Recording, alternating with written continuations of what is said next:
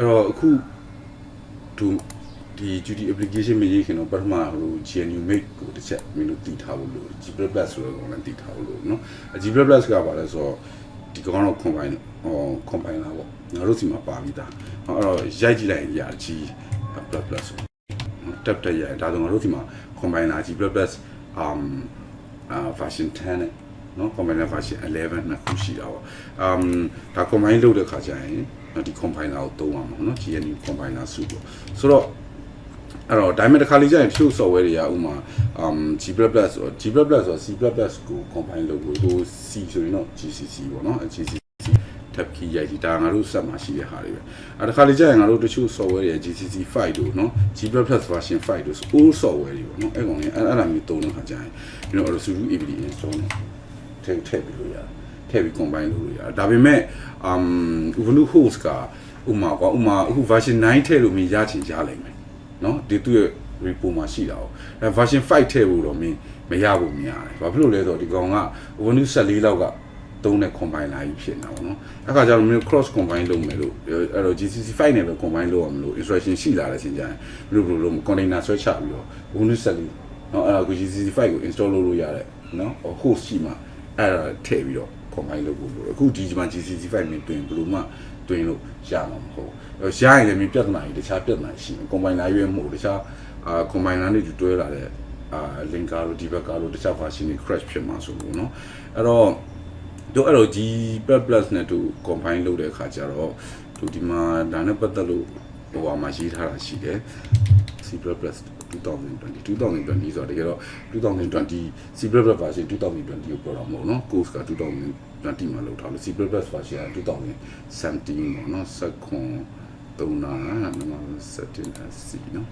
read ရေးထားတယ်အဲ့တော့ git ရေး read ရေးတခြားရေးပေါ့เนาะဒါငါ media မှာရေးထားတဲ့ post တွေပဲအဲ့ကောင်တွေကိုဟိုပေါ့ဖတ်ဖို့လုပ်မယ်အကုန်လုံးတော့မဟုတ်ဘူးပေါ့เนาะအသေးသေးအချမ်းပြင်းတော့တည်ထားရင်ရပြီအဲ့တော့ဒီ combiner ကဒါ C program ကို combine လုပ်တာเนาะဒါ output ကို binary အနေနဲ့ထုတ်ပြပါ output ဆိုဒီနာမည်နဲ့ binary ရလာမှာပေါ့ဒါပဲ version ကြည့်တာဒါ version ကြည့်တာအဲ့တော့ user bin ထဲမှာ GCC နဲ့ပတ်သက်တဲ့ version တွေမြင်တော့ကြည့်လို့ရတယ်အဲ့မှာဆိုဒါဒီစနစ်ကသုံးတော့ဆိုတာ GCC version နဲ့နေနေတယ် Ubuntu 14 15လောက်ကဖြစ်เนาะအခုလို GCC တန်းနေပါတယ်မဟုတ်သေးအဲ့တော့သူ့မှာဒီကောင်လေးပါတယ်အဲ့တော့တချို့ကောင်တွေကအခု install လုပ်လို့ရတာမ GCC version 5ရှိနေတယ်4ကိုငါ install လုပ်လို့ရတယ်4 install လုပ်ပြီးလို့ရှိရင်မင်းတို့ combine လုပ်တဲ့ခါကျရင်ဘယ်လိုလုပ်မလဲဆိုတော့ဒီမှာ update alternative ဆိုတာရှိတယ်เนาะ install လုပ်မယ်เนาะဒီ user bin တွေက GCC ပြီးတော့မှ GCC version တလောက်ပေါ့เนาะအဲ့တော့မင်းကဘယ်လိုပြောရမလဲသူ sudo apt install နဲ့ install လုပ်ပြီးလို့ရှိရင်ငါတို့အသုံးပြုလို့ရအောင်တော့เนาะ update လုပ်ပြီးဖို့လို့update လုပ်ပြီးဖို့လို့ဒါလိုခဲပါလေဟိုဒါပေမဲ့ဟို just for knowledge တည်အောင်လို့ပေါ့နော်တပြီးတော့ configuration ချမယ်ဆို update alternative -config နဲ့ GCC ကို configuration ချတယ် G++ ကို configuration ချရင်ဘာထွက်လာမလဲဆိုတော့ table တစ်ခုထွက်လာနိုင်မယ်အဲ့ table မှာပါလဲဆိုတော့မင်းတို့ install လုပ်ထားတဲ့ကောင်တွေပါတယ် default ပါတဲ့ကောင်တွေရှိတယ်အဲ့တော့ default ရှိတဲ့ combiner တွေကဒီထဲမှာပါမှာပဲ GCC နဲ့ G++ ကမင်းတို့အသစ်လုပ်တဲ့ကောင်တွေကလည်းခုနကမင်းတို့ install လုပ်လိုက်တဲ့အတွက်ကြောင့်ဒီမှာလာပါသွားပြီပါသွားပြီဆိုမင်းက combiner ကိုပြောင်းပြီးသုံးချင်တယ်ဆိုလို့ရှိရင်ဘယ်လိုလုပ်မလဲဒီမှာသူ instruction ရှိတယ် priority ကပုံမှန်အားဖြင့်တော့ auto ပဲပေါ့နော်မင်းက GCC version 8ပြောင်းချင်တယ်ဆိုဒီကောင်ယူလိုက်ရုံနဲ့နော်အဲ့ဒါဆိုပြီးပြီပေါ့နော်ဒါ remove လုပ်တာတော့ဒါဒီ table တွေကဖြုတ်တာပေါ့နော်ဒါဆိုမင်း combine လုပ်ရင်မင်း GCC လို့ခေါ်လိုက်တိုင်းမှာ GCC version 8ကြီးပဲထွက်လာနော်ဒါမှမဟုတ် GCC version 9ပြောင်းချင်တယ်အများနဲ့9ပဲသုံးဆို3ကိုချိန်ထားလိုက်နော် auto move မှာထားခြင်းလို့0မှာထားလိုက်ဒါ Linux မှာရှိတဲ့ compiler ကိုပြောင်းပြီးတော့သုံးတာပေါ့နော်ဒါမှမဟုတ်မင်းတို့တကယ်လို့ patch အတိအကျသိရဆိုလဲဒီ update alternative လုပ်เสียမလို့ပါဘူးเนาะအမှာ GCC 4.8 ဆိုပြီးမှเนาะပြီးမှ combine လုပ်မယ်ကောင်ဟုတ်တယ်နော် main.c ဒါလည်းရတာပဲเนาะဘာလို့ဆို user bin ထဲမှာရှိတော့မခေါ်သုံးလို့ရဒီကောင်ကတော့ကွာဟို GCC ကို link ထိုးပေးလိုက်တဲ့ပုံစံမျိုးဖြစ်သွားတာပေါ့เนาะ GCC ဒီကောင် link ထိုးပေးလိုက်တာပေါ့เนาะအဲ့တော့ update alternative ဆိုတဲ့ကောင်နဲ့သုံးပြီးတော့ Linux မှာ compiler ကိုချိန်ပြီးလို့ရတယ်မချိန်ချင်လည်းရတယ်เนาะမချိန်မဲ့ဒါဆိုရင်တော့ဒီကောင်ချိန်လိုက်တော့ဒါ default ကြီးဖြစ်သွားမှာเนาะဟောမင်း GCC version 4.8 ကို default ထားလိုက်ပြီးတော့မင်း combine လုပ်တဲ့ C program တော့ဒီကောင် version 4.8 ပဲသုံးတယ်เนาะအဲ့တစ်ချက်တော့ရှိတယ်ဟောပြီးဒါက compiler ပြောင်းသုံးလို့နောက်တစ်ခုက make ပေါ့เนาะ make ဆိုတာဘာလဲဆိုတော့တို့ဟိုကုတ်တွေကအမြဲတမ်း ဟိုဘယ်လိုပြောမလဲ GCC နဲ့ combine လုပ်ရတယ်ဆိုပြီးမြဲအဲ့လောက်အကြာကြီးတော့အများကြီးတော့ငါတို့လုပ်လို့မရအောင်အခါကျတော့ base system တုံးပို့ base system ထဲမှာနာမည်ကြီးတဲ့ကောင်တွေကတော့ make တို့เนาะninja တို့ကောင်တွေကနာမည်ကြီးတာပေါ့เนาะ cmake ကတော့တကယ်တော့ make file ကိုထုတ်ပြီးတဲ့ generator ပေါ့เนาะဒီမှာ base system လို့သူပြထားပြီးမြဲတကယ်အဲ့တော့ရိုးရိုးတို့ combine လုပ်မယ်ဆိုတာ main file ကိုရှိလိုက် c double plus ပေါ့เนาะ main file ကို combine လုပ်ထုံးစံတိုင်း g plus main file ပေါ့ minus output main esc ပြီးရင်ဒါဆိုရင်ဒီတိုင်းနာမည်ထွက်လာမယ် binary ထွက်လာမယ် run like hello ရပြီပေါ့เนาะအဲ့တော့ဒီနီးနဲ့ရေးတာအစင်တော့ပြည်တယ်ဒါပေမဲ့ combine လုပ်တာပေါ့เนาะဒီနီးနဲ့ combine လုပ်တာအစင်တော့ပြည်တယ်ဒါပေမဲ့မင်းစီမှာဟို library တွေများလာပြီဆိုเนาะ library တွေများဆိုဒါမှမဟုတ်တစ်ခုချင်းစီလိုက်လို့အောင်အစင်မပြေဘူးအဲ့ခါကျတော့ make file ကတော့ comment တွေကိုတန်းစီပြီးရေးထားလို့ရတယ် target တွေထားပြီးတော့ make မှာဥမာဟိုတို့ make file ပေါ့နော် make file ဆိုတဲ့ကောင်လေးရေးထားလို့ရတယ်အဲ့ make file မှာဘာရေးထားလဲဆိုဥမာg plus အဲ့ make file နဲ့ make လုပ်မယ် pair လုပ်မယ်ဆိုရင်ဘာတိပဲလဲဆို g plus combine လုပ်မယ်ဒီ file combine လုပ်မယ် output ကဒါရမယ်ဒါပဲအော်တကယ်မို့ clean လုပ်မယ်ဆိုရင် output ကိုဖြတ်လိုက်မယ်ဒါပဲ run မယ်ဆိုရင်ဒါ run တာပေါ့အဲ့တော့ make file ကြီးကတကယ်တော့အဲ့ file ကြီးကဘယ်သူမှမရှိနိုင်အများကြီးပဲအဲ့တော့ဒီကောင်ကို auto ရေးဖို့လိုလာတယ် auto ရေးဖို့လိုလာတော့ငါတို့ကဘာသုံးလဲဆိုတော့ cmake ဆိုတဲ့ကောင်နဲ့သုံးနော်အဲ့ cmake ဒီဒုစက်ထဲမှာရှိနေရှိမရှိနေ install လုပ်လို့ရတယ် apt install cmake နဲ့နော်cmake နဲ့ရေးပြီးမှအခုတို့ဆို cmake version ကြည့်လိုက်နော် cmake ဒုစက်ထဲမှာ default ရှိတယ် 3.22 ရှိတယ်နော်3.22 ရှိတော့3. ဘာညာကြီးဒါ minimum version လေရတယ်ကိစ္စမရှိအမှပြီးတော့ project name ရှိ project name ကဟို project name မှာကိုကြိုက်တာရှိပေါ့နော်ပြီးတော့ add executable လို့ရေးလိုက်လို့ရှိရင်ဒီကောင်ကို executable ပြောင်းပြီးမှ main.c++ ကိုနော်ပြီးရင် executable ရလာမယ့်နာမည်ကဒါလေးရေးလိုက်ဒါဆိုရင်ရပြီပေါ့နော်အဲ့တော့ဒါအဓိကသူ့ရဲ့အလုပ်လုပ်တဲ့ပုံကဒီတိုင်းပဲအဲ့တော့ဒီမှာအဓိကလည်းလက်တွေ့လုပ်ပြမယ်နော်လက်တွေ့လုပ်ပြမယ်ဒီ code ကို copy ကူးလိုက်နော်ပြီးဒီကောင်လေးကတော့ delete လုပ်ရမှာထင်ပါ control.d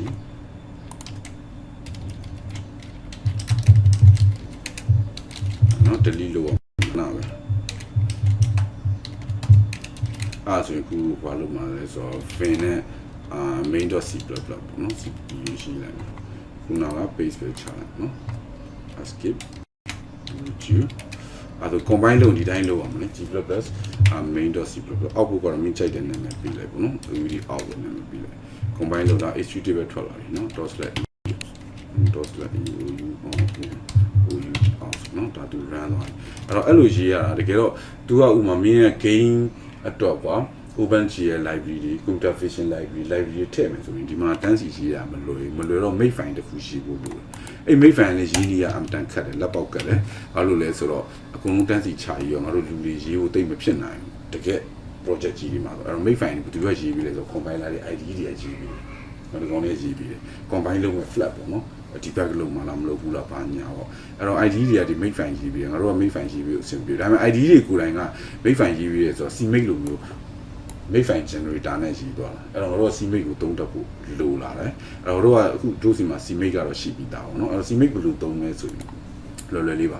ဒီမှာတို့ဘာလုပ်မလဲဆို cmake links ls နဲ့ကြည့်လိုက်တာ a. အောက်ဖြတ်လိုက်နော်cmake links ပေါ့နော်အမှန်မှရေးရမှာတော့ဗာရေးရမှာဆိုတော့ make file ရေးရမှာဒါ make file ရေးရတာပို့ပြီးလက်ပေါက်ကတ်တယ်နော်အဲ့တော့သူ့ကို auto ပဲရေးခိုင်းမယ် cmake ကငါတို့ human readable ဖြစ်performance နဲ့ပူခေါ်တယ်ဒီကောင်က cmake က make file ရေးပြီးမှာတော့เนาะအဲ့တော့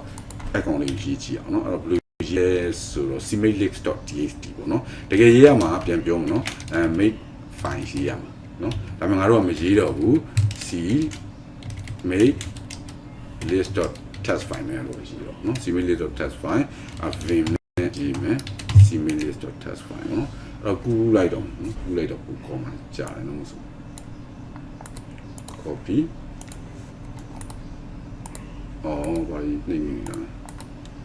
paste ပေါ့နော်အဲ့တော့ဒါက cmake version ဒါ project နေ hello app နော်ပြီးတော့ main.c++ ညွှန်တာဒါပဲဒါတကယ်တော့ဟို library တွေပိုင်းထည့်ရင်အများကြီးပေါ့နော်တူချူနေပိတ် okay ဒါဆိုရင်ရပြီအဲ့တော့တို့ဒီမှာကြည့်မယ်ဆိုရင် cmake links ထွက်လာပြီ main file ထွက်လာပြီအဲ့တော့ bed directory တနေရာမှာတိစောက်ပေးလိုက်ရမတိစောက်ရင်တော့မင်းတို့ source code project က bed directory ဆိုတာကျွန်တော်တို့ထွက်လာတဲ့ executable တွေနဲ့တခြား cmake list file တွေအများကြီး cache တွေအများကြီးပါလာမှာအဲ့ဒါဆိုဒီမှာလာရှုပ်နေမှာမင်းတို့က source code maintain လုပ်ချင်ဒီကောင်ကို maintain လုပ်ချင်တာလေဟုတ်တယ်မလားအဲ့တော့ဒါလည်းပါဝင်ပါပေါ့ကျန်တဲ့ကောင်မလို့လေအဲ့တော့ bed directory ကိုတက်ခွဲလိုက်ဘာလို့ GitHub ပေါ်တင်အဲ့ကောင်မသုံးဘူးကွာကျွန်တော်ဆက်မှာတူမှမတူတော့ဟုတ်တယ်မလား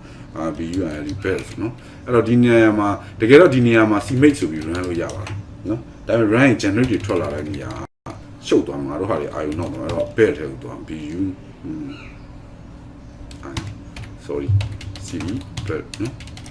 နော်bed ထဲမှာတော့ပါပြီအဲ့မှာ cmake ကို run မယ်ဒီထဲမှာ bed ထဲမှာ run မယ် make နော် bed က cmake list ကိုသုံးပါလဲဆိုတော့အနောက်ကဟာတော့နော် enter နှိပ်လိုက်နော်ဒါဆိုရင်ဘာထွက်လာမလဲဆိုတော့ make file ထွက်လာလိမ့်မယ်Alex နော် make file ထွက်လာပြီငါတို့လိုချင်တာအဲ့ဒီကောင်ကြည့်လိုက် make တော့လေးလာကြည့်လိုက် cap နဲ့ကြည့်နော်ဘယ်လိုဖြစ်လဲကြည့်နော်ဒါ make file မယ်နော်အဲ့သူ auto generate ရေးပေးတာအရင်ကောင်းပါအဲ့တော့ clean လုပ်ချင်တာလားနော်install လုပ်ချင်တာလားအဲ့ဒါလေးပါနော်ငါဟို post ထဲမှာ medium မှာတော့ဖက်ကြည့်အဲ့ဒါကိုတိကျရေးထားတယ် auto install လုပ်ပေးတာလည်းထည့်လို့ရဟော user pin နဲ့တော့ထည့်လိုက်တာပဲ remove လုပ်ပေးတာလည်းရတာပဲဟုတ်တယ်မလား user pin နဲ့ဖြုတ်လိုက်ရုံနော် okay အဲ့တော့တို့ခု cmake list ရပြီဆိုတော့ဘာလို့လဲ combine လုပ်လို့ရတယ်နော် combine လုပ်တဲ့ command လို့လည်းလေးပဲ make နော် make enter နေလိုက် combine လုပ်လို့ပြီးသွားပြီ ls နဲ့ကြည့်လိုက် hello pin ထွက်လာနော် ./run ဒါပဲနော်အဲ့တော့ဒီကောင်ကမင်းတို့ ID တွေသုံးလိုက်ရင်ဒီကိစ္စကို cmake list ကိုနောက်ွယ်ဟိုကောင်ရေးပေးနေတာဖြစ်တဲ့အတွက်မင်းတို့မသိတော့ဘူးဒါပေမဲ့ဒီကောင်ကနည်းနည်းသိထားတင်တယ်ဘာလို့ဆို open source project တွေအကုန်လုံးကဒီတိုင်းပဲလာတာဟုတ်တယ်မလားမင်းတို့ဒီကလေးချက် compile ဘာကြောင့်ရရမှမသိဘူးတကယ်တော့ cmake ကိုသုံး make file ကို generate ထုတ်တာအဲ့ make file မှာဘာတွေပါလဲဆိုတော့ compiler ကိုဘာ flag တွေသုံးပြီးတော့ debug လုပ်မယ် warning တွေပြပြီးဟုတ်တယ်မလားဘယ် library သုံးပါညာဆိုတော့အဲ့မှာရှိရတာနော်အဲ့တော့ make file ရင်းနေရရှိတယ်တို့ဟို UK ကလာတဲ့ចောင်းသားတွေဆိုသူတို့ CS မှာသူတို့တင်တာ make file နဲ့စတင်တာဒီလာတော့ငါဒါမှငါ cmake ပါငါတွဲပြီးတော့တင်လိုက်တယ်ဘာဖြစ်လို့လဲဆိုတော့ဟိုဟိုဖြစ်အောင်နော်ဒါ include directory ဆိုတာ include patch ကိုရှိတာပေါ့နော်ဟုတ်ပြီအဓိကတော့ဒီကောင်လေးကဟိုတချို့သိထားမှာပေါ့ဘာလို့ဆို Linux platform မှာနေပြီးတော့နော် code တွေရေးမယ်ဆို ID သုံးရင်တော့ဒီ case တွေမသိတော့မှာမဟုတ်ဘူးနော် CW+ နဲ့ပတ်သက်တဲ့ဟိုကတော့ဟို CW+ ကိုကြိုင်ကိုပြောမယ်အဲကြိုင်ဒီကောင်တွေလည်းပြန်ပါလာအောင်ပါပဲเนาะဘာလို့ဆို combine လုပ်တာပါညာပေါ့အခုကတော့ထားလိုက်တော့တို့အခုတို့ဘာလုပ်မလဲဆိုတော့တို့ဟို qmake project လေးเนาะ sorry qt project လေးတခု qt id မတုံးမင်းနဲ့ရေးကြည့်ပါเนาะအဲ့တော့ qt ဘက်မှာဆိုရင်လည်းလုပ်ပြမယ်เนาะ qt ဘက်မှာကျတော့ qmake ဆိုတော့ရှိတယ် cmake မဟုတ် qmake သူလည်း make file ထုတ်ပေးတာထုတ်ပြီးတော့ combine လုပ်ခိုင်းတာဟိုကောင် id ကလုပ်နေအဲ့ဒါလုပ်ဒါပေမဲ့ငါတို့ကနောက် behind the scene နည်းနည်းလေးတွားမြင်မှရအောင်အဲ့ဒါမှငါတို့က qt crew တိုင်းမတောင်းချင်ဘူးကွာဟုတ်တယ်မဒီတိုင်းပဲ code လေးဒါလေး window form လောက်ကတော့ဒီတိုင်းပဲရေးတာလေ့ကျင့်တာလုပ်လို့ရတာပေါ့နော်အဲ့တော့တို့အခု desktop ထဲပေါ်လာပြီဒီထဲမှာလည်း project တစ်ခုရှိပြီနော်ဒီထဲဟာတွေတော့အကုန်ဖြတ်လိုက်မယ်အဲ့တော့ qmake ကဒီထဲမှာဒီ use touch touch မလုပ်တော့နော် bin main.c++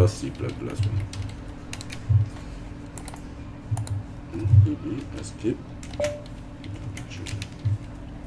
အဲ့တော့ qmake ကိုဘယ်လိုသုံးရမလဲတော့ဒီချက်ပြန်ကြည့်ဖို့လိုမယ်เนาะဒီကောင် run.hq ဆိုသူကဒါပဲ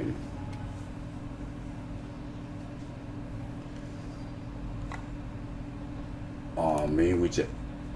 ဟာဒါ copy ပလိုက်တော့เนาะဒီ dash နော်ဒီရ dash main is in da headerပြီးရင် class implement လို့ရှိမှာပေါ့ဒီကောင် copy ဟာလို့ဒီ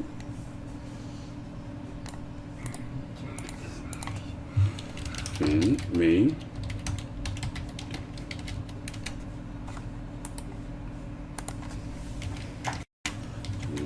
အဲ့တကယ်တော့ဒီကောင်လေးဒီတိုင်းထည့်တာမကောင်း project name တစ်ခုပြီးလိုက်မှတင်တယ် mkti ဟာ hello ဆိုတဲ့ directory ကိုဖွင့်ကြည့်လိုက်မယ် mv m နဲ့စလိုက်ကောင်လေးကိုလုံး hello လေးထည့်လိုက်နော် cd hello လေးတော့သူပြောတာ qmake project qmake ရှိတယ်နော်ဒီမှာတော့ qmake ဘာလို့ကိုက qt install လုပ်ထားတာမဟုတ်qmake project project hello.pro เนาะ film တကယ်တော့ तू က qmake file လည်းငါတော့မရေးချင်ဘူးကွာခုန cmake တော့ကိုယ်တိုင်ရေးလိုက်တယ် copy ကူးပြီးတော့ဟုတ်တယ်မလားqmake file လည်းမရေးချင်တော့မရေးဘူးပေါ့ကွာ hello.project file ကိုဖန်တီးလိုက်တာဒါဘာမှမဟုတ်အဲ့တော့ဒီမှာဘာရေးတာလဲဆိုတော့ तू က main widget က header တဲ့နော်ပြီးတော့ main.c++ ပြီးတော့ c++ file เนี่ย source file ဟောဒီကောင်က header file တကယ်တော့မင်းဒီ hello.pro ရေးမယ်ဆိုမင်းတကယ်တော့ဒီနှစ်ကြောင်းပဲလို့တော့ဟုတ်တော့မဒီနှစ်ကြောင်းရေးပြီးစေးလိုက်အဲ့ဒါဆို hello.pro ဖြစ်သွားပြီဒီမှာ include batch ဆိုတော့သူ့စီမှာ include ဖြစ် header မှာသုံးမဲ့ file batch ပေါ့နော်တကယ်တော့ဒီတို့ရဲ့ hello directory ထဲမှာ include ဆိုတဲ့ directory တခုရှိရင်ဒီမှာထည့်ရှိပေးလိုက်နော်အခုကတော့မရှိဘူးရတယ်target hello နောက်ခုနကတော့ဟို cmake တုံးက project နေအပေါ်မှာတကြောင်ပါလေအဲ့ဒါပဲเนาะဒါ hello ဒီအများသောဖြစ်တော့ directory နာမည်တွေပဲပြန်သုံးကြတာပေါ့เนาะဒါ hello project ဆိုပါလို့ okay ဒါဆိုရင်ဒီမှာတူတာလေးတော့ထည့်တာเนาะဒါသူ widget သုံးမှာမလို့ duty တဲ့ကိုเนาะသူ့ရဲ့ library ထည့်ပြီးတော့ပေါ့အဲ့တော့ဒီကောင်စမ်းကြည့်အောင် widget ထည့်ပြီးလိုက်ဒါပါ film ကြီးချင်တယ်ဟို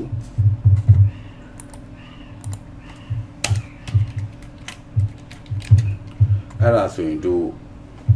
qmake ကိုခေါ်လို့ရပြီပေါ့နော် clear ls ဆိုဒီမှာ hello.pro qmake make hello.pro ဆိုqmake test နော်ကြည့်အောင်ဒီမှာ make file ထွက်လာနော်အဲ့တော့ gcc compiler ကိုဘာလုပ်ပါဆိုတဲ့ instruction ကဒီမှာ तू ကပြောနေပြီ install လုပ်လို့ရတယ် uninstall လုပ်လို့ရတယ်နော်အဲ့ဒါ तू ပြောနေပြီတကယ်တော့ install လုပ်တယ်ဆိုတော့ကြာထွက်လာတဲ့ binary ကိုတွားပြီးတော့ bin bash တော့ထည့်တာမျိုးပဲ user bin နဲ့တော့ထည့်တာမျိုးပဲနော် uninstall လုပ်တယ်ဆိုတော့လည်းအဲ့ဒီထည့်ထားတဲ့ကောင်ကြီးကိုတွားဖြတ်ထုတ်လိုက်တာပဲနော်အဲ့တော့ okay ရပြီတို့အဲ့တော့ဘာလို့မ combine လုပ်တော့ make file ရတယ် make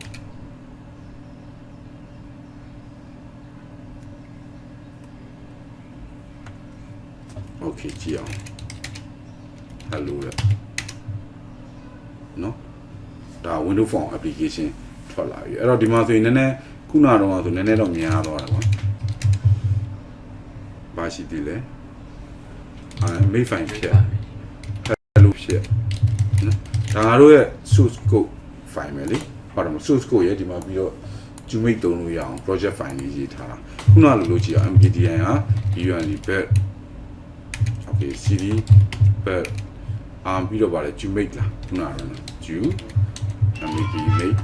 dot/slash က hello.pro ls okay make file ဒီထဲရောက်လာဟိုကောင်ထဲမှာမရောက်သေးနော်ဟောဒါ do file do ရဲ့ source code ပဲရှိတယ်ဒီမှာ source code 3 file နဲ့ project file အဲ့တော့ page အဲ့တော့qmake run လိုက်တဲ့အချိန်မှာ make file မှာထွက်လာတယ်နော်ဘာမှထွက်မလို့အဲ့တော့ do combine လုပ်မယ်combine လုပ်မယ်ဆိုတော့ဒီ make ကြည့်အောင်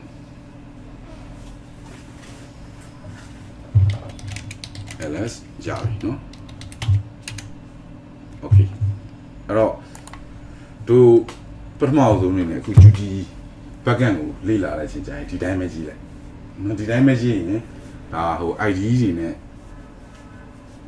တုံးတာရဲ့နောက်ွယ် behind the scene ကိုပုံမြင်သွားလိုက်မယ်နော်အဲ့တော့ဒီမှာဟို cmake file မှာဘာလာထည့်ရမလဲသူမဟုတ် qmake မှာတို့project file ပေါ့နော်ဒီ project file မှာဘာလာထည့်ရမလဲဆိုတော့တခါလဲပြီးသွားလိမ့်မယ်ဒါတွေကဟိုဟာမှာလဲဒီလို duty ID ရေးနေတခါတလေဒီထဲဝင်ထည့်ဖို့လိုတာလေးတွေရှိပါတယ်နောက်တစ်ခါလေးကိုယ်ကန်ဘာလို့မိဆိုဒီ qmake ရေးရမှာဟုတ်တယ်မ qmake ရေးမယ်ဆိုလဲအဲ့တိုင်းပဲအဲ့တော့ဒီအခုသင်ခန်းစာတော့ရက်လိုက်တော့မယ်နောက် application ရင်ဒီတိုင်းပဲရေးလိုက်နှုံးဆိုဟိုကောင်ကြီးသွားပြီးတော့ ID သွားကန်နေ language ရော language တက်တော့မှာမဟုတ်ဘူးကွာတော်တော်ပေါ့တိုင်း pause နဲ့ click and drop ပဲရမှာ okay ဒီ video ရက်လိုက်အောင်မယ်အခု